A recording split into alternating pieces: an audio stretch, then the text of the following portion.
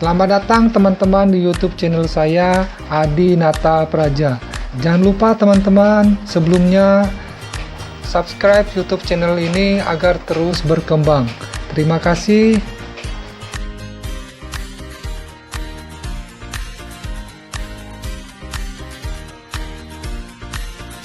Tema kali ini berjudul Sejarah Reformasi Mei 1998.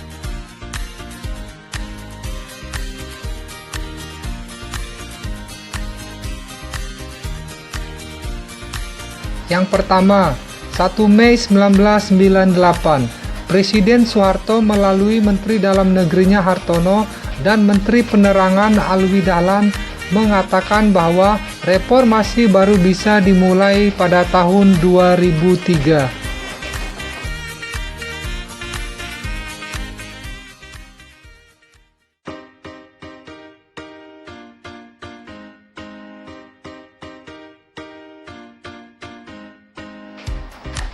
Kedua, 2 Mei 1998.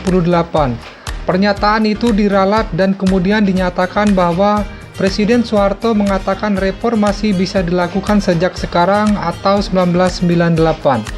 Presiden Soeharto mengikuti saran IMF untuk memangkas subsidi energi. Opsi yang diambil saat itu adalah dengan menaikkan harga bahan bakar minyak dari Rp700 per liter menjadi Rp1.200 per liter. Kebijakan tersebut menyulut aksi penolakan mahasiswa di sejumlah wilayah.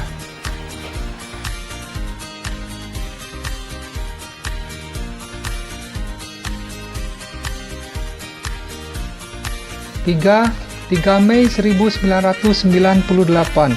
Tidak lumrah, tapi pada hari itu Presiden Soeharto mengundang tokoh pimpinan DPR, partai politik, dan golongan karya bersama-sama ke kantornya di Bina Graha Kompleks Istana Merdeka. Acara bertajuk Pertemuan Silaturahmi dan Konsultasi setelah Sidang Umum MPR. Hasil dari pertemuan selama 90 menit itu disampaikan Menteri Dalam Negeri Hartono dan Menteri Penerangan Alwi Dahlan. Menurut Hartono, Presiden Soeharto menyampaikan keinginannya agar DPR menggunakan hak inisiatifnya. Dia mengatakan Soeharto meminta DPR menyiapkan perangkat guna mereformasi sejumlah rambu-rambu politik yang ada, sesuai dengan aspirasi yang berkembang di masyarakat saat ini.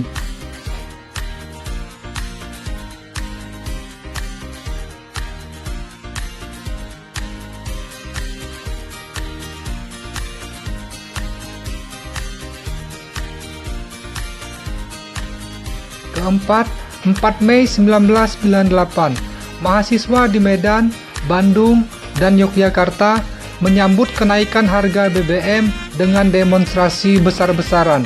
Demonstrasi itu berubah menjadi kerusuhan saat para demonstran terlibat bentrok dengan aparat keamanan. Di Universitas Pasundan Bandung, misalnya, 16 mahasiswa luka akibat bentrokan tersebut.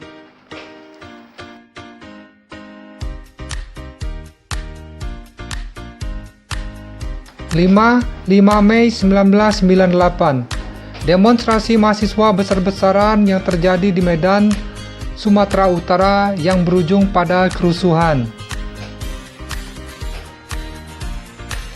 Keenam, 9 Mei 1998. Presiden Soeharto berangkat ke Kairo, Mesir untuk menghadiri pertemuan KTT G15. Ini merupakan lawatan terakhir ke luar negeri sebagai Presiden Republik Indonesia.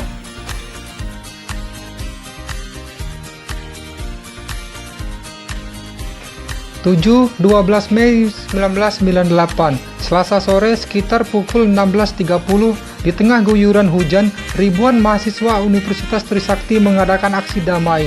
Dalam perjalanan balik ke kampus, upaya mereka menyampaikan aspirasi ke DPR MPR dihadang aparat keamanan berlapis. Saat konvoi damai mahasiswa tiba sekitar gedung bekas kantor Wali Kota Jakarta Barat di Jalan Es Parman sekitar 300 meter dari kampus, rombongan tersendat sebab jumlah mereka banyak. Sementara pintu masuk gerbang kampus kecil, proses masuk kampus berjalan terlambat.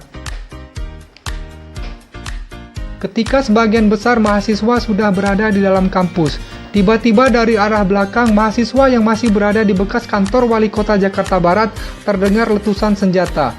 Mahasiswa kaget lari tunggang langgang menyelamatkan diri. Sikap aparat memancing kemarahan mahasiswa. Dari dalam kampus mereka mulai melempari petugas. Aparat membalas dengan tembakan dan gas air mata. 4 mahasiswa tewas, mereka adalah Hafidin Royan, Elang Mulia Lesmana, Heri Hartanto, dan Hendriawan. Keempat mahasiswa tersebut ditembak saat berada di halaman kampus. Ini yang dinamakan tragedi Trisakti.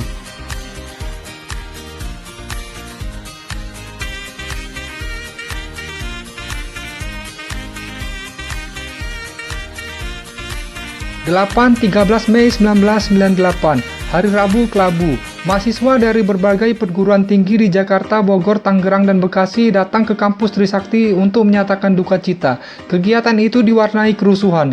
Tanpa diduga, tiba-tiba jelang tengah hari, sekelompok massa muncul dari Jalan Daan Mogot ke arah kampus Trisakti.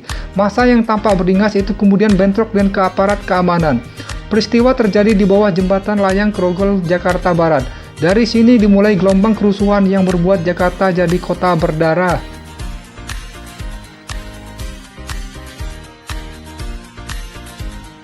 14 Mei 1998, Soeharto melalui orang dekatnya mengatakan bersedia mengundurkan diri jika rakyat menginginkan. Dia mengatakan itu di depan masyarakat Indonesia di Kairo, Mesir. Sementara itu, kerusuhan dan penjarahan meluas. Terjadi di beberapa pusat perbelanjaan di Jabodetabek, seperti Supermarket Hero, Superindo, Makro, Goro, Ramayana, dan Borobudur. Beberapa dari bangunan pusat perbelanjaan dirusak dan dibakar.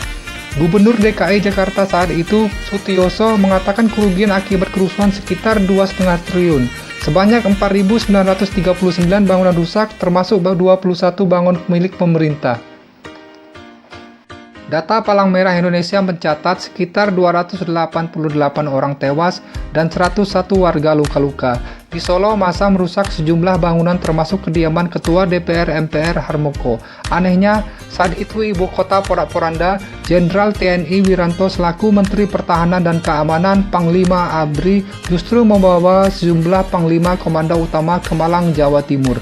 Wiranto memimpin upacara serah terima tanggung jawab pasukan pemukul reaksi cepat ABRI dari Divisi 1 kepada Divisi 2 Kostrad.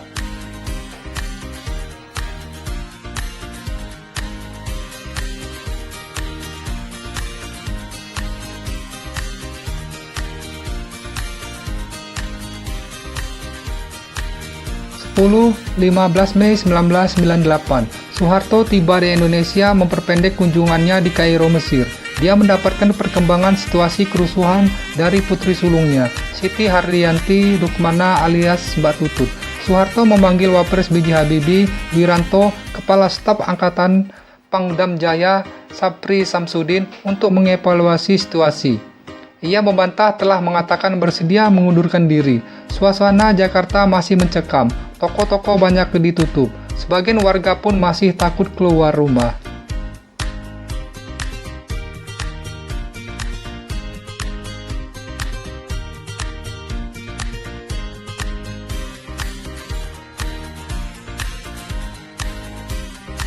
Sebelas 16 Mei 1998, warga asing berbondong-bondong kembali ke negeri mereka. Bandara penuh penumpang yang datang mendadak, mencari tiket untuk segera meninggalkan Jakarta. Suasana di Jabodetabek masih mencekam. Soeharto kembali memanggil Menhankam atau Pangab Wiranto, Kasat Jenderal Subagio HS, dan Menteri Sekretaris Negara Saadillah Mursyid ke kediamannya di Jalan Cendana, Menteng, Jakarta Pusat. Mereka mendapat instruksi membentuk sebuah komando seperti Komando Pemulihan Keamanan dan Ketertiban atau Komkamtib.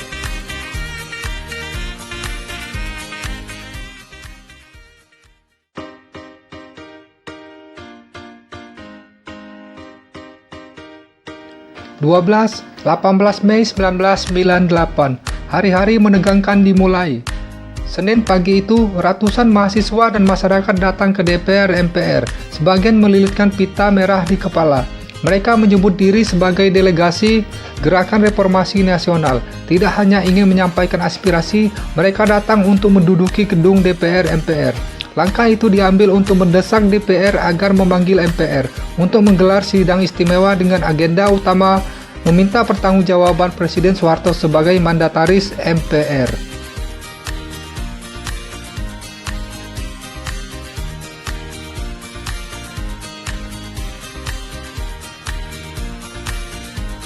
(13) 19 Mei 1998, Soeharto memanggil 9 tokoh Islam seperti Nurholis Majid, Abdurrahman Wahid, Malik Fajar, dan Kiai Haji Ali Syafi'i. Pertemuan berlangsung selama hampir 2,5 jam, molor dari rencana semula yang hanya 30 menit. Para tokoh memaparkan situasi terakhir, di mana elemen masyarakat dan mahasiswa tetap menginginkan Soeharto mundur. Permintaan tersebut ditolak Soeharto. Ia lalu mengusulkan pembentukan komite reformasi. Pada saat itu, Soeharto menegaskan ia tidak mau dipilih lagi menjadi presiden.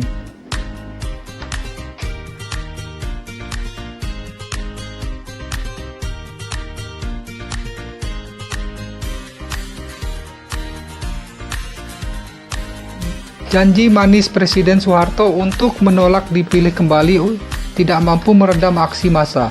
Mahasiswa yang datang ke gedung MPR untuk berunjuk rasa semakin banyak. Sang lokomotif reformasi Amin Rais mengajak massa mendatangi lapangan Monumen Nasional untuk memperingati Hari Kebangkitan Nasional pada keesokan harinya, 20 Mei 1998.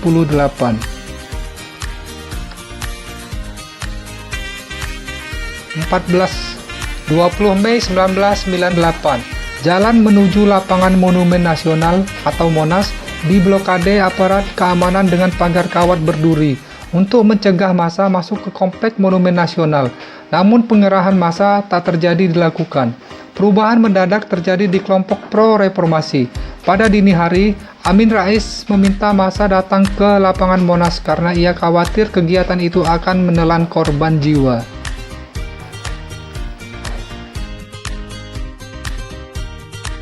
Sementara, ribuan mahasiswa tetap bertahan dan semakin banyak berdatangan ke gedung MPR dan DPR. Mereka terus mendesak agar Soeharto mundur. Pernyataan tidak bersedia duduk dalam kabinet reformasi yang akan dibentuk Soeharto untuk meredam desakan mundur. Soeharto terpukul.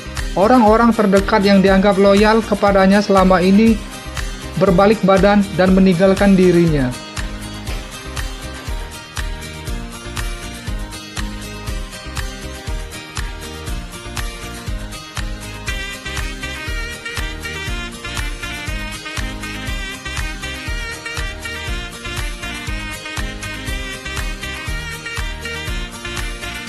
(15) 21 Mei 1998 di Istana Merdeka.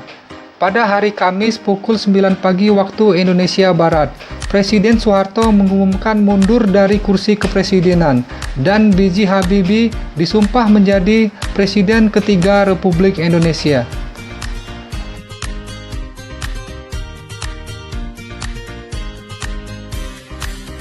Oke teman-teman, terima kasih sudah menyaksikan video ini. Jangan lupa subscribe YouTube channel Adi Natapraja agar YouTube ini terus berkembang. Dan jangan lupa tekan tanda loncengnya ya. Terima kasih, salam.